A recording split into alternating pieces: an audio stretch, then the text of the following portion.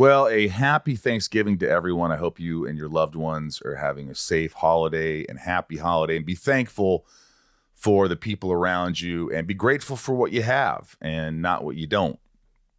We should call this podcast Thankville today. Thankville. Today is Thankville. Thank you, Ryan-tist.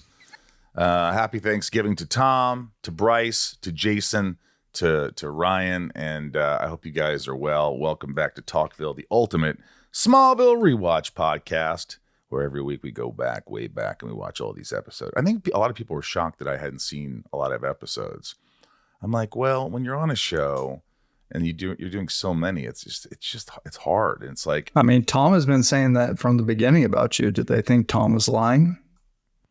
I don't know. I think so. But like when I watch these episodes, I have no effing idea what's going on. It's not like I go, oh, I remember this. I don't remember anything. So I'm totally on the page with that. But I will say this. There was a point in Smallville, even before I became quote unquote a producer and I had access to rough cuts, I had an inkling that I would watch. I wanted to see things because I wanted to see what the show chose as far as the edits and things like that. And it helped me as an actor to sort of narrow in on what Smallville was asking of me. You know what it is? You have something in your mind as an actor on the day of what you imagine the take that they're going to use, the moments, and you feel really good and you walk off set. And when you watch it right away, you kind of look at the things like, oh, it was better. I had a better take, or I had this, or you analyze things. And so if you let it go and don't look at it for a while, you forget about what you did on the day, and then you could appreciate it more. Does that make sense? Yeah. Do you guys, I don't know if I told the story before, when Justin Hartley came on and he had a watch party for his first episode as Green Arrow. And as he was Green Arrow, his character turns and he speaks in this like Batman voice, right? And he was like, what? In front of all his family and friends. He's like, they didn't tell me they were going to do that. They totally augmented his voice. And, it's still good. I know, but you just don't know. You got to show up and do your thing and walk away like Johnny Depp, Patreon is so important, and we'll just mention it briefly. But if you want to join and help the show, if you want to see season 6, it's up to you. We need you as a Patreon. Support us. Sign on, patreon.com/Talkville. And it means so much. We love our patrons, and we read their names, top tiers. It's a great community. A lot of people become friends, and you really help the podcast. And so we give you some entertainment, hopefully, and you hopefully you can give back. If you can't, just thanks for watching or listening. And if you didn't get a chance to call in to our hotline and leave a question for this episode, make sure you do on future ones. And all that is in the show's description. I'm on Instagram at the Michael Rosenbaum, Linktree, Cameo, Tom's on Cameo, all that stuff. Also, please order a book. Please order the book it's a great Christmas gift, tabletop, whatever. The Talented Farter. It's on Amazon, and I think you're going to love it. It's a sound book. It's my book. It's the first book I've written. It's my fart book. It's my farts. Please support it. And Rosie's Puppy Fresh Breath for your dog's breath on Amazon. And without further ado, let's get into season 5, episode 20. This is called Fade. Some of us wish it would just fade away. April 27, 2006. The late Terrence O'Hara directed this, who we love dearly. Writers Turi Meyer and Al Septian, who I liked a lot. I don't know how to pronounce his name, but I liked them both. Guest star Alexander Scarless as Graham Garrett, Jodie Thompson as Gia. And synopsis: Clark's good guy antics cause a hitman to repay his debt by endangering the lives of the people Clark cares about most. Oh, I mean, this episode, we did this episode. It was called something in the mansion where there was like a ghost, and the paint, remember the paint made him like appear. It was called Shimmer. And it was like, wow. So this guy could disappear. And so I was like, we did this episode. Why is this in season 5, episode 20 or whatever the hell it is? I just didn't. Here's what bumped for me in this episode. Here's a guy who's doing a bunch of bad things, right? But all of a sudden he has a moral compass that he wants to help a guy like Clark because he saved his life. I mean, come on. That bumped for me a lot. It was just weird. All right. Well, thanks for watching today. You know how we feel about the show. This episode opens outside Metropolis Courthouse as an inconspicuous hitman, Graham Garrett, has eyes on his next target, an eyewitness in a criminal trial, unbeknownst to who he is. Clark Kent, passing by, sees Graham conspicuously crossing the street into oncoming traffic and saves his life by doing his best Jesse Owens impression and long jumping into action. Graham continues his mission by entering the witness holding room and strangling him to death. When we shot that scene of Clark jumping over and kind of going like this, we had a big crane and we had wire work. Like I actually did that stunt. And it was a very weird day because we were doing a stunt in the middle of downtown Vancouver and there was tons of paparazzi.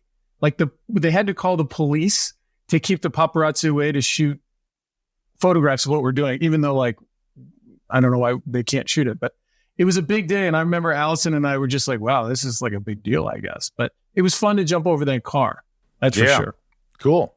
Clark arrives home and finds Lois Lane, the gamer girl, button mashing on the couch. Turns out that the gaming system was a gift, supposedly from Lionel Luthor, trying to cozy up as Clark's prospective new stepdaddy. Clark leaves to head back to the Daily Planet, learns about the murder at the trial. He then asks Chloe for a super important favor. Find out who sent him the gift. And after Chloe suggests it may be Lex, Clark leaves to go have a conversation with him. That was funny. She's like, maybe he feels guilty. He's like, why? Why would he feel guilty? What do you mean, Chloe? Back in Smallville, Lois puts down the gaming and begins doing P90X to get some shredded abs. P90X. She did have some very shredded abs. She looked amazing. Graham shows up out of nowhere, spooking her, and claims to be Clark's friend. He's surprised to find out Clark returned the system, but hangs around the farm waiting for him. And she's like, yeah, just stick around. Why not? Yeah, it was so weird. That was so weird that she's instantly drawn to this guy who I'm not saying he's unattractive, but it's like, you don't know this guy. And you're like, it's just not a great character choice. It's like, I don't know you, but maybe they could have had more flirtation. Like that wasn't much. Like he could have said something like, "Thank you very much. You're very pretty." And she goes, "Well, thank you very much. Well, you could stick around." Something. There was just like, "Oh, really? Hi, you're here to see Clark. Why don't you stick around?" It's like, I think his character kind of came across as expecting people to fall for him, and I think that was a little cheap. Yeah. Inside Luthor Mansion, Lana stops by to ask Lex how his DC visit went. Unfortunately, it was unsuccessful because nobody has any record of Milton Fine. They put aside the boring business talk and then discuss their blooming relationship and how they've missed each other. Lex's security goes 0 for 2 and allows Clark to waltz into his office. As he walks in, he sees Lex and Lana making out and suddenly has his paranoid fears from the episode Splinter made true. This is great. This is like, I felt it coming, and they shot it really well, and I really saw the devastation in Clark's face. And there was passion this time with Lex and Lana, and it really stung. I felt like, I was like, oh man, this sucks to catch. Like, imagine it's like, imagine you're with someone, you love them, and then you see someone out making it. Even if you're not going to be with this person, you still don't want to see them with someone. And more importantly, not with someone who's been your close friend and you've known him for so long. And like, he's actually doing this. She's actually doing this, knowing that it's just like, it's just a bad thing. I think Kristen really sold it in she puts her arms around Lex and then she brings him in closer and she continues to bring him in closer. I think she sold, like you said, the intimacy of it. Like there was more in this kiss. There's more passion. Yeah. And I think Kristen really sold that with her hands. I don't remember kissing a lot of people in movies or TV. And that's a good thing. But I remember kissing Kristen. I remember going, this is pretty awesome. I mean, we're working and it's professional, but I'm like, this doesn't suck. I'm like, this could be there could be a worse day out there, Like when I punch out today, it was a good day. I didn't have to lift up a 150-pound dresser and. No, listen. No one felt sorry for you in this scene. Nobody felt sorry. They felt sorry for Kristen. Well, they didn't feel sorry for me. Or Kristen. Clark leaves to go unload his baggage on who else but Chloe Sullivan back at the Daily Planet. He accuses her of knowing about the backstabbing relationship, but Chloe admits to being a friend to Lana in the situation, and Clark begins rambling like an overprotective ex-boyfriend, and Chloe tells him he's shit out of luck and doesn't have a choice in the matter. He returns home and finds Graham waiting for him in the loft. Graham thanks him for saving his life and tells him he needs to repay the debt of having his life saved. So the two head out to a party in Metropolis where Clark meets Graham's date, Lois Lane. I mean, talk about fast. Mhm. You got a fast car. Dooba-dooba-dooba-dooby-doo. I think I want to give some credit to this actor because he was given a lot of words in a weird situation. I think what they missed in this is him saying something to Clark of like, kind of like what Lex does, is like, Clark, what are you doing here in a barn? Let's go have some fun. Yeah. You deserve better than this. You know what I mean? That little piece would have then, because otherwise he's just a bobblehead George Clooney. Everything was abrupt. He did a great job, but everything was abrupt. Yeah. And what a crazy shift from Lonely Lex to Lonely Clark this season, or this, yeah. I thought it was kind of funny how you guys looked at each other and said, "What are you doing here?" at the same time. That was kind of fun. Yeah. All right, Clark heads out to the balcony to catch some fresh air and is greeted by Gia, a stranger. Giddy after receiving a gift from this lady of the night, Gia asks to escort Clark to the bedroom, but he's hesitant when he finds out that Graham put her up to it. I kind of thought that was Graham in disguise, because I wasn't really sure what his powers were yet. Did anyone else think that? And then they started making out, and you're like, oh, okay, interesting. I thought he might have been a shapeshift. I don't know. He was really trying to make Clark happy. That was just me. I didn't think that. I thought, wow. But I That's thought progressive for I thought for a 2007. second that she was going to push Clark off the roof. That's what I felt like. You're on a rooftop. I feel like maybe that was part of it. I don't know. Wow. This I might thought be it was- Ryan's favorite scene. You guys saw a lot more in this scene than I did. His powers were unclear to me at this moment. Graham then confronts Clark on what's going on with his ex and learns that he's being backstabbed by his former best friend whose life he's saved countless times, Lex Luthor. Back at Luthor Mansion, Lex walks the halls and gets an eerie feeling that he's not alone. Suddenly, Graham pounces on him and begins to strangle Lex. They struggle into the office, and the assault is stopped when Lana barges in, making Luthor's security 0 for 3 in this episode. Well, maybe, like I said, it's like security. Nobody gets in except Lana Lang. She can come in night or day whenever she wants, 24/7. It's like a 7-Eleven in this house for her. I actually thought for the first time that maybe Lex doesn't have security. He's just bullshits about it. He just says he has Maybe he security. tries to save a buck, and that's one of the things. He just doesn't have security. Well, Lana called for help and they came in, and so they're hanging out. I don't know. It's just weird. Maybe they're just always like halfway through a sandwich that they're really enjoying and just can't be bothered. Lex checks into Kent Medical after his assassination attempt and is greeted by the man behind the hit, Clark Kent. Lana talks to him outside the hospital room, and Clark sullenly tells her that she's a good friend to Lex. Asking why she was there that night, Lana plays dumb and then identifies the man looking similar to Graham. And over at the Talon, Graham stops by to see Lois Lane. Not taking a hint to leave town with the recent heat on him, he's set on giving her the adventure of a lifetime and invites her to a Coldplay concert in Chicago. Pretty cool. And Yeah. no Coldplay needle drops in this episode, despite that having the name was dropped. expensive. I tried to guess. I was like, which song are they going to play at the end? Yeah. Did not happen. Clark leaves the hospital and returns to the penthouse from the night before to confront Graham after attacking Lex.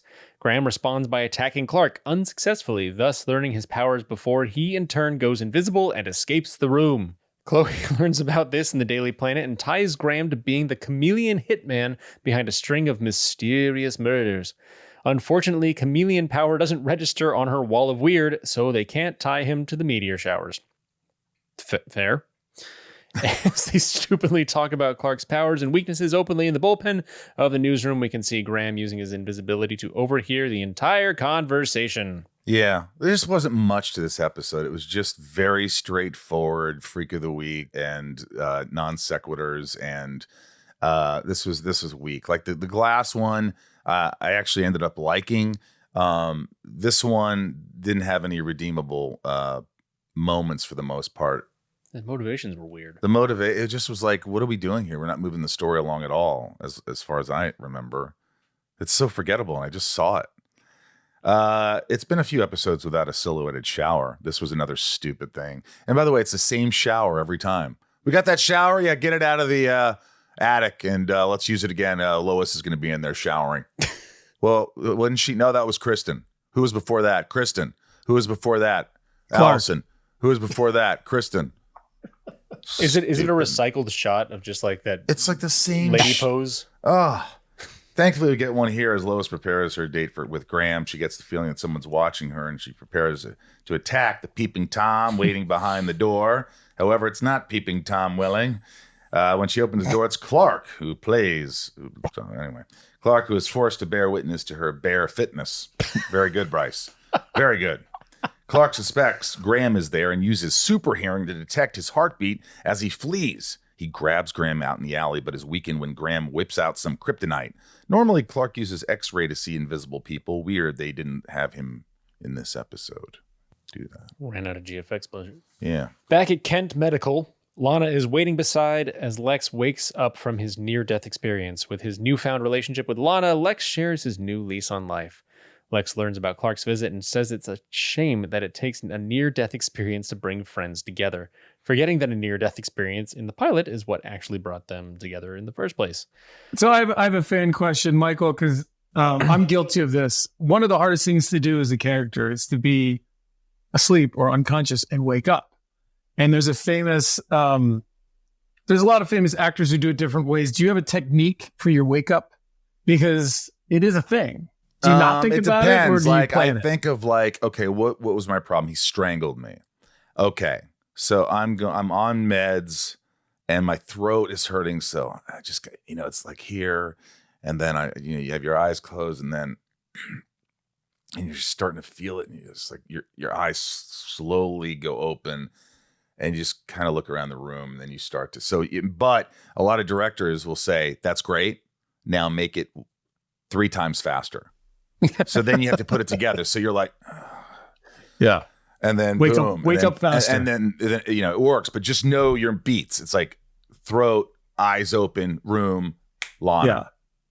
Yeah. Yeah, because what I like about what you're saying is the throat is what wakes you up. Yeah, I'm uncomfortable. My discomfort wakes me up. Back in the Talon, Lois gets dressed for the Coldplay concert, and it's all yellow. And it's all yellow. Chloe barges in, looking for Clark, and tells Lois that Graham is a dangerous killer. They head to the alley and find Clark buried in a nearby dirt pile. Back in the hospital, Lex is catching up on some casual emails like discussing deadly viruses over AOL with Milton Fine. Outside the hospital room, we see Lex's security get taken out by an invisible assailant, 0 for 4 this season. Of course. The door opens and Lex grabs his silenced pistol and begins popping off shots inside the hospital room, thankfully not killing anyone outside the hospital room. After taking a shot and beginning to bleed out, Graham reveals himself and grabs the pistol, forcing Lex and Lana to flee through the halls. Just then, Clark emerges super speeding to catch the bullet that Graham fires before it hits them and before he falls to his own death. So Lex killed him. Yeah. Lex kills him. Another death for Lex. Another notch under his belt. And I thought that death was cool. I thought that was a cool death, at least. There's something good about this episode now. Okay. Yeah. I thought the coolest thing about this is that Lex Luthor is on his computer in the hospital bed, but under a cloth has a silenced Beretta. I love that. Well, not only that, but like he just was like the guy almost killed him. So he's like, I'm not, at least he's smart enough like to bring a gun to and people are like, it's not like my security is going to save me. Yeah, but it's like, yeah, but it's like also, if you ask the question, well, how did he bring the gun in? It's like, dude, his security is like, get me my Beretta and bring it now. Lana then thanks Lex for saving his life. Lana then thanks Lex for saving her life, and Clark shows that he is not a petty ex and would not let Lana's new fling die so they could reunite. The next day on the farm, Lois talks about missing the Coldplay concert. I missed the concert. She was not living La Vida. She was living La Vida Loco. Martha sits her down for some motherly wisdom about relationships and how lucky she is to have found a humble farm boy. And back in Metropolis, Clark congratulates Chloe on her first front page story about the slain chameleon killer. Chloe admires Clark's selflessness, saving Lex, and tries giving him a pep talk to move on since Lana obviously has. The episode ends with Clark moving on by putting away his telescope in his loft. I'm moving on, moving on for you. I think the only redeeming quality of Lana Clark, and Clark, you're through. Of Clark pining for Lex and Lana Lana. is he's concerned about her safety. I think that's what people are misunderstanding. He knows he can't be with her. He just wants her to be safe. I think that's what is coming across. Lana pops by to be upfront with Clark and share her new relationship with Lex. Clark tells her that she can't trust Lex, and Lana tells him she doesn't need his protection. Besides, that one thing from the night before. She then tells him it's like The Sopranos. It's over. It's over. It's over. Yeah, you still think it's over, then it's over. I'm taking down the telescope. It's over. Closing thoughts. Do you think if it just had been Lex in the hall at the end and not Lana there too, Clark would have caught the bullet? No, he would have done the same thing. It's like what Lex said. No, you would have. You would have saved Lex. No, I'm sorry. That's what I meant to say. Like he would have done the same. Clark would have done the same thing because just like Lex said, I'm not going to get rid of your ex or your new guy so we can be together. That's not what it's about. It's about protecting people. So Lex is lying to Lana here now then, right? Saying nobody has any idea who or where Milton Fine is. No, I think that's kind of true. I think she's not lying because he's kind of all over the place. So we can't pinpoint him. It's not lying, but he's doing some kind of backdoor dealings with him for the virus. He is, but like he can't like locate him. And that's why later on in another episode, Fine shows up. Mention of Lionel being in Singapore, likely something Milton Fine related. I don't know. Interesting things of note. The Chameleon is a Superman villain who appeared in Action Comics number 126 in 1948. Probably better as a comic. In the balcony scene, when Gia introduces herself, there is a shooting star visible. Let me ask you, Tom, when you were kissing Gia, is it weird kissing a random guest star who just has one little scene with you and then makes out with you, or are you like a little bit like, oh, I don't, this is kind of weird. It was well written in a sense that Clark gets to you embrace the awkwardness. It makes sense, right? Yeah, that's what I mean. That's a simple answer. Yeah, it's supposed to be weird. Yeah. All right, Bryce, we got a patron here, a top tier patron who supports the podcast. Who is it today, Bryce? Liz. Liz, how are you, Liz? Hi. With your Talkville shirt? I'm doing great. Excited to be here. I'm excited that you're here. How long have you been a Smallville fan? This is new for me, actually. When I was a teenager, I grew up in a really small town that didn't have cable. And I had a friend who had the season 2 DVDs. So I saw one episode and I was always intrigued. But it wasn't until you guys started Talkville that my husband was like, I've seen that show. It's really good. We should watch it together. So yeah, I think that's so much fun in the sense that you get to watch the show and then also participate in this podcast. There's one of the reasons I like doing this podcast is because this is the kind of thing I wish other actors would do. Like whether it's a show I like 24 or some movies, I love the kind of stories of what actually happened behind the scenes. So I think it's a gift. Like if Seinfeld himself did a podcast about Seinfeld, I'd watch it. Yeah, you know what I mean? He's a miserable bastard, though. Well, that's true. Yeah, he is. no, I love that you guys do this. Well, I'm glad that you do it. So are you just caught up to what we're watching, or are you ahead of us?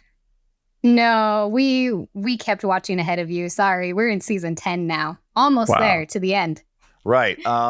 Do you remember this episode, Fade? I watched it yesterday to review. And what'd you think of it? Be honest. I like this episode. Why? There are a couple of problematic things like the chameleon showing his face just for drama for the audience and stuff like that.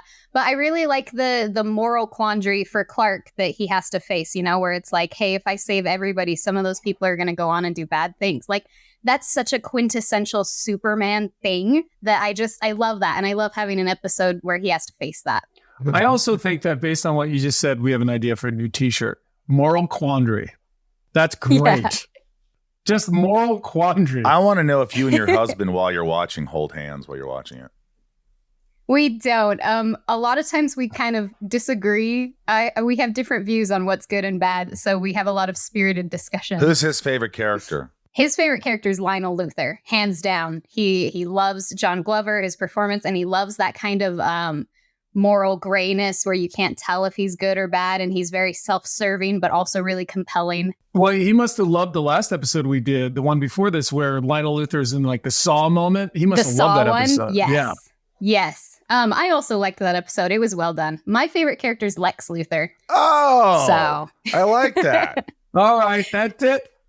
He's out. Sorry. Tom's out. Sorry, Tom. Hey, props. In season 10, Clark is awesome. Oh, okay. Okay. Well, I don't remember guess we season gotta 10, wait but till we're gonna season get to 10 it. before you're awesome, Tom. Being a patron, you're a patron, you support the podcast. We really appreciate it. Do you enjoy being a patron? I do. This is the first time I've ever been a patron for something, and I love the perks that you guys offer, and I think it's fun how you interact with fans. This is awesome. Yeah, it is awesome. We have to do some kind of meet and greet again like we did in Washington, I think it was, or wherever Well, it was. I think, we're doing the thing in Chicago next year, and then we're doing the cruise out of Florida. But I think you're right. I think we need to do a little something just for the patrons. We just did this thing in New Jersey, and this is going to be a while back once this airs. But what happened was a lot of the patrons all met each other, and they ended up going out to dinner on Sunday night together. And it creates this community that, I was just kind of like, that's awesome. Like, this is fun. Yeah, and we really appreciate it. And I always say, like, without the patrons, we couldn't do this. But it's if you only knew. It's like we have a lot of patrons and a lot of top tiers, and the support. I mean, for both podcasts, it's like, it's amazing how you guys can make the show exist. You have the power to make it exist or not exist. And so thank you from the bottom of my heart for supporting us and everybody out there, whether you're a top tier or you're not, or you just watch the show, and it really, truly helps. So thanks. I have a question for Liz. Yes. Oh, Bryce. Oh. Bryce has a question. Hi, Bryce. By the way, the whole idea, Liz, that you're on, the patrons are on, this is Bryce's idea to have you guys on the show. So that's all Bryce. Bryce, you're awesome. Bryce, I had somewhat to do with that. No. Yeah, Michael could have let that go.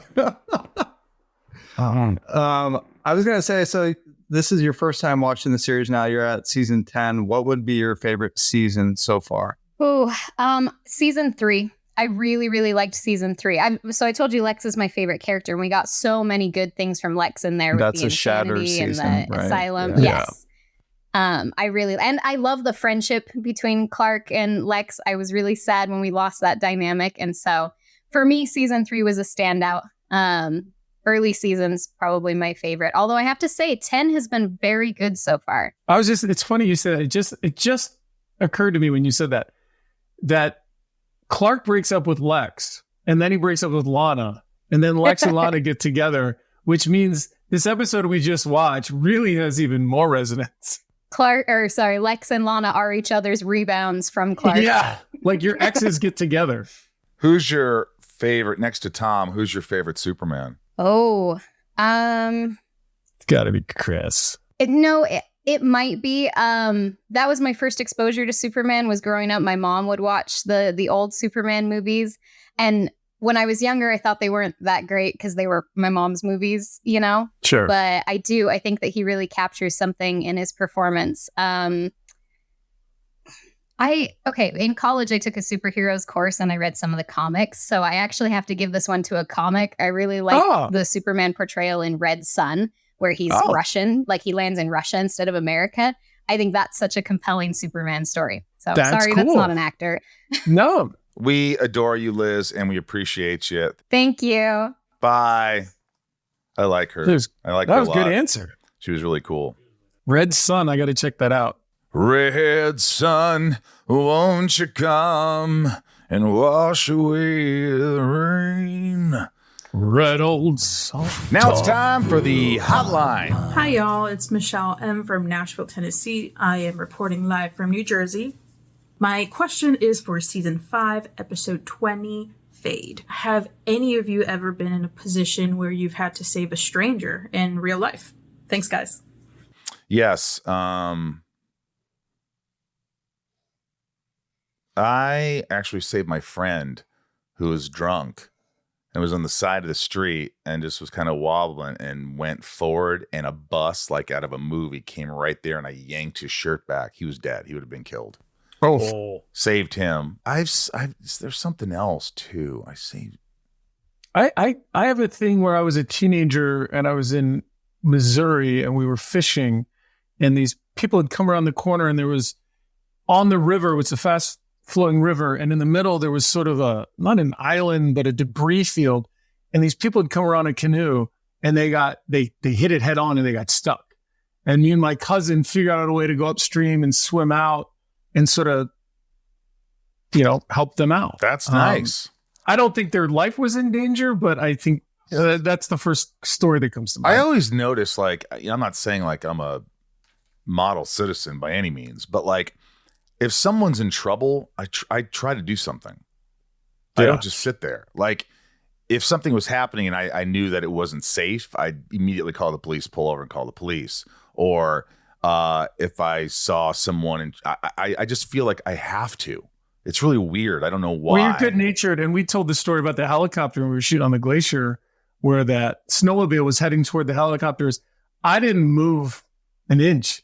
I know. You were already off. I just felt like I had to do it. I don't know why. I just felt like I need to do that. That's not a good thing. That's not safe.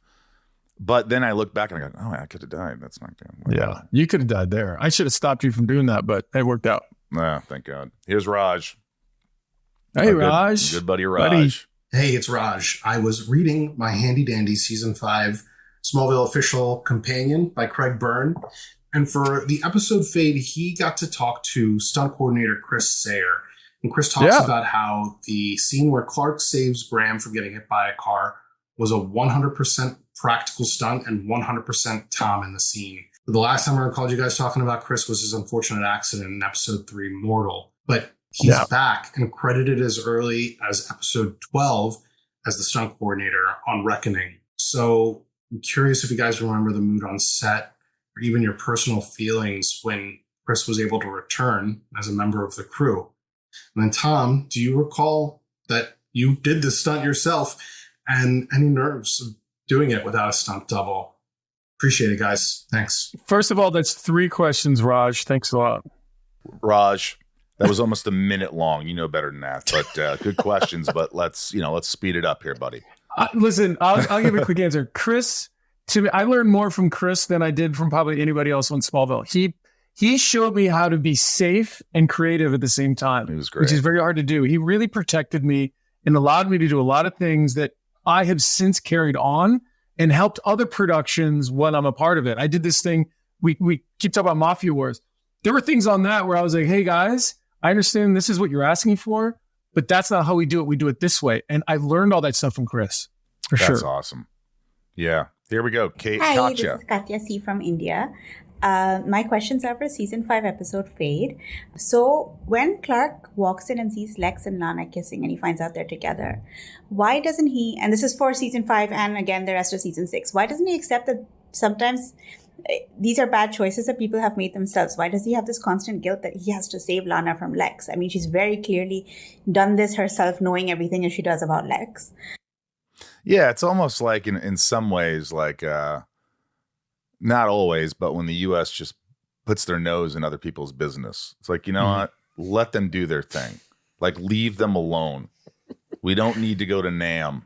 I mean, Clark is kind of a metaphor for America sometimes. Yeah, it's like he has to save everybody. It's like, look, you save when people really need saving, but when it's a winless situation. All right, so let's go down that little. No, let's not do that. No, we're not going there. So this episode would never happen. Clark saves this guy, and then he never shows up for anything that has to do with Lex. Like, it's TV. I mean, you need the drama. That's tension. I agree with you. I sort of agree with you. I was just he's having a hard time letting go of Lana, I think. And Nam. I think it's hurting worse than he thought. And Nam. Oh, he doesn't think she's Patrick safe. calling from somewhere in Ontario. Patrick. Does the fact that we get to see Clark's growth as a character elevate this episode for you? Like how he makes the same decision for himself that his dad makes for him in the pilot episode, showing how he's coming into his own man? Or are you guys set up with these freak of the week, dud, race to the end of the season type of episodes? First time I watched this was a dud for me. Let me know what you think. Love the show. Keep it up, guys. Thanks, Patrick. You rock, buddy. I appreciate your help and your love and support. Tom? Well, I'm going to speak for you and say you agree with the second half, which is, yeah, you're sick of it. Listen, it's a TV show. We're trying to create drama that's fun to watch.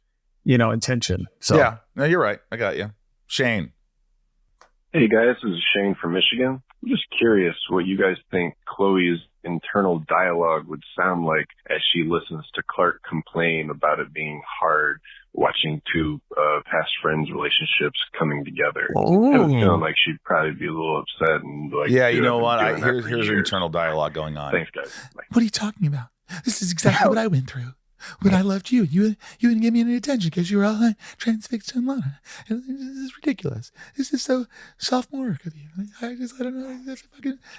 Yeah, I think Chloe's moved on. I think through her experiences, she's able to appreciate it. I know, but look, I was just giving the internal dialogue like Shane asked. Leave me alone. There's Fatima. Hi, this is Fatima calling from Pakistan. Tom, I believe Fate is the first episode where you did your own stunt. Do you have any memories of filming the first scenes of Fade alongside Chris Sayour and Allison Mack? I mean, it's not the first episode I did my own stunts, but I thought it was really cool that they committed to me. They committed to my character doing that stunt with no cutaways in a very open environment. That was a big step because a lot of times it's more isolated. Did you have to fight to do that? Because I would think that they wouldn't want you doing stunts like that. Probably not. Well, I don't remember asking for it. I think it was just like, you're doing this.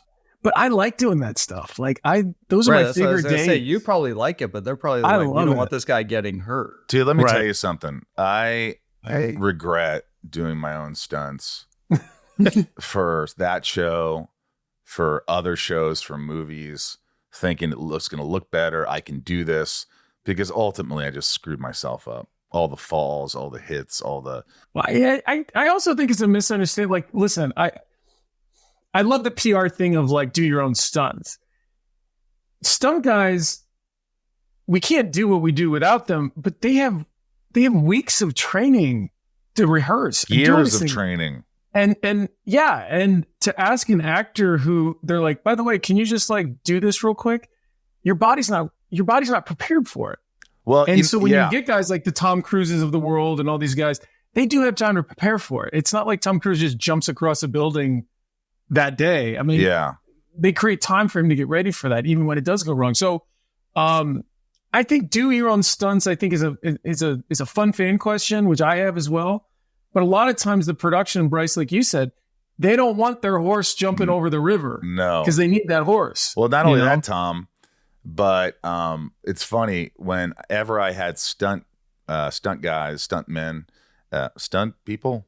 They're the nicest people in the world, by the way. The best. But whenever I had one on set for the day, usually you have them. So I'd go, let's see here. Okay, when I walk out of the building, you'll do that so I can sleep in my trailer. And then at the end of the day, you'll do the hand shot and that. And I go, can they do all that and I can go home early? I'm like, yeah, sure. So, by the way, everything they do, they get paid for the things they do. Yeah, so they love it. So they want to do. They're like, yeah, I'll do it. Yeah. Here's Amerigo. I tell you, my uncle was a stuntman. Really? Yeah. No really? Shit. Did you guys see Fall Guy? He doubled for Dustin Hoffman a bunch of times. Yeah. No way. Yeah. The Hook, Sphere, dude. He was in Outbreak.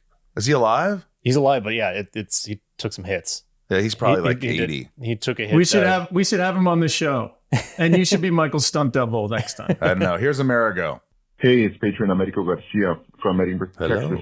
I guess you could nickname the bad guy in this episode Instagram because he appears in an instant and vanishes in an instant too. Plus, his name is Graham. Thanks, guys. Goodbye. I love you for that. Thank you. That's genius. Bob, our good buddy Bob, who takes AG1 with us. Bob Knudsen. Here we go. We love Bob. Whoa, we're messing around here stuff. Hey guys, Nuts in New York. First, congratulations on a great event. At the end of the episode, Clark is disassembling the telescope. Is that symbolic of the end of his relationship with Lana, as he used to peer through that telescope when Lana lived next door? 100%, Bob. Good call. I didn't even realize that, but yes, that's like saying this is an end of an era. It's time to move on. No more peeping Tom.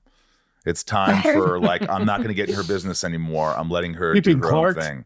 I'm moving on. And it happens as she walks in with her like looking very different than the Lana line that we, remember. It was, Shannon. Good catch, Bob. Good catch, Bob. That was smart. Shannon, what do you got for us here, Shannon? Oh, Bannon.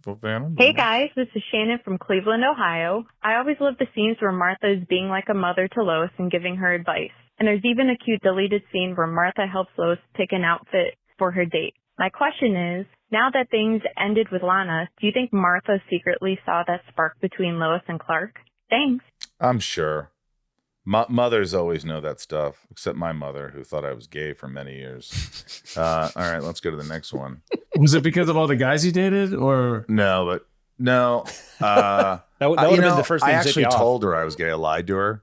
I told her because I wanted to see if she was like, clear head, like, fair and kind and wouldn't judge. And I remember what you said, how she said it. I came home from college and I was in the theater department. She goes, Michael, I just want to know. I know you're in the theater department and you're whatever, but it's not. I accept you any way you are. But if you are gay, not that being an actor means you're gay, but like she just asked if you were, you could always tell me. And I go, okay, I am. She goes, what? I go, I'm gay. She goes, okay. And I go, yeah, I'm gay. And I didn't tell her I wasn't for a couple of weeks. I kind of forgot about it. And so she was telling her friends that I was gay. And she was like, yeah, he's gay. And I'm like, I'm not gay. I was just seeing if you. Anyway, Sherry? I thought I'd heard all your stories. I not heard them. Yeah. I love that you forgot you said it. Sherry from Virginia. How did they do the invisibility effect? And why does Clark always share his weakness? Thanks. He's just not there. It's just like he's there and then he runs off camera and they film that and so they could do that in post. Yeah. Well, actually what happens is they have put a bunch of markers on him because a lot of it is that sort of translucent thing that they want to track. And then for us as actors, I was very adamant about like, okay, guys, what are we supposed to be looking at? And I had one of the ADs hold a stick with one of those green X's on it and run across so we could just watch. We could be in sync as actors watching things. So that was a little thing. Yeah. Caroline, sweet Caroline. Watch, she'll say Carolyn. Hi, this is Caroline from Springfield, Missouri. I was watching the end of season 5, episode 20 or 21, I think, and Michael's playing as Lex playing the piano. I just wanted to know if you can really play that well or if you had to learn for this show. Thanks. I could play a little bit, Caroline, but very little. And I can't lie. I already talked to Ryan about that. But that was what they do is you're there and your hands are kind of behind you. And they put on the same shirt and his hands come to my sides and he plays in front of me. So with the right lighting. Where is his... So as he's reaching they're like behind to my you, side, like a piano. Like imagine like his hands are here, mine are down, his hands are like right here, and then they go from the hand. But where is the piano double? Where is his head behind you? Is it resting? It's against just like your behind neck? my back because when you go up, you kind of see. Oh God, I don't know. I'm gonna move on. Text Mark. Was there any stunt that you turned down after initially agreeing to do it? Like it was too sketchy once you got on set. No, but there's one thing that I was doing, kicking out a window in a car underwater, and I just had surgery, and I think it messed my whole surgery up. And Marshall had me do it, and I was pissed. All right, Rosenbaum rating. We're gonna go to Clark first. Rosenbaum rating. 1. 1 rose. Yeah. All right, Ryan. Sort of interesting what you said about the moral quandary. Oh God! So I'm in a moral quandary. Yeah, that's what It's amazing you watch something and not like it, and then somebody goes, "We're at the moral quandary," and you're like, "Oh yeah, okay, I like it." Yeah, but no, that's my favorite part about the people calling in with the questions, whatnot. They spark these things in us as Ryan's experiencing. It doesn't make me like it anymore. Moral quandary, or freaking, you could have a carnival in this episode. Isn't that why we talk to people to maybe have like a new perspective and like maybe like. Look, were you entertained when you watched it? You don't watch it because of like some meaning, unless the meaning is really like deserved. We're at the end of season 5. I'm gonna have to start that. Okay, go ahead. I'm gonna give it a heater. I'm gonna give it a bomb. I think this deserves a bomb. Wow. I haven't given a bomb in a while, and I think it deserves a bomb because it just wasn't very good. It just was like I was just bored out of my ass. I wanted to fast forward. Agree. I wanted to. You agree, Bryce? What you give it? Are we gonna have Bryce start weighing in on the Yeah, bombs? Bryce, you start weighing in starting now. What do you give it? That's a bomb. All right, so his first grade ever is a bomb. Way to go! Now you're shitting on the show with me. Thank you. No, we love the show. Death and save count 3 dead. Graham kills the witness and Luther corrupts security. Lex kills Graham. 2 saved. Chloe saves Clark. Clark saves Lex. Through 20 episodes, 41 dead, 41 saved. 177 dead in the series, 188 saved. Now time for Ryan's favorite scene. Oh, good luck. Yeah, this is one of those where it's like, all right, we're really trying to get blood from a stone here. All right, scene 1, the party. Wait, what happens there? Things. This episode should be called Fade Away. We can't remember that we saw it. Fade to gray. Scene 2, Clark stops the bullet. Scene 3, Lana tells Clark it's over. I think the bullet thing wasn't. It happened, but I don't think they did it well. I mean, it was fine, but I don't think that's your favorite. I'm going to scene. go with Lana and Clark. I'm going to go with Lana. Yeah. 3, yeah. Yeah. It Moving was on. just the best one. Yeah, it was a tough one to get through. That's it for the episode. Stick around next week as we give advice. Talking season 5, episode 21. We're almost there. Oracle, I have a lot of things to say about this one. Let's take the discussion online. Let us know your thoughts on the socials at Talkville Podcast or Talkville Pod. Please support us, patreon.com, patreon.com/Talkville. If you're thinking about it, please do it if you can. If you can't, just keep watching and listening and supporting. Write a review. And the merch and stuff and all that, just go to our the handle. It's all on there. Hotline number, all that, my Instagram, and you'll find everything. And thank you to Liz for being on the show. It was great. Thank you for Bryce for tuning in, for giving your first grade. Now you're going to be part of those scores, those tallies at the end of the year. We're very excited. All right. And I think that's about it. Well, thanks for having me, guys. This was a lot of fun. Thank you, Ryan, Bryce, Tom, Jason. We'll see you guys next week. We love you. Remember, folks, always hold on to Smallville. Well, we couldn't forget our lovable patrons who make this show freaking possible. It's you, patreon.com/Talkville to support our show. So we hope you continue to support us. And please, if you're not, do it. You get your names read out and you're supporting the show that you love and that we do every week. And so if you want another season, here we go.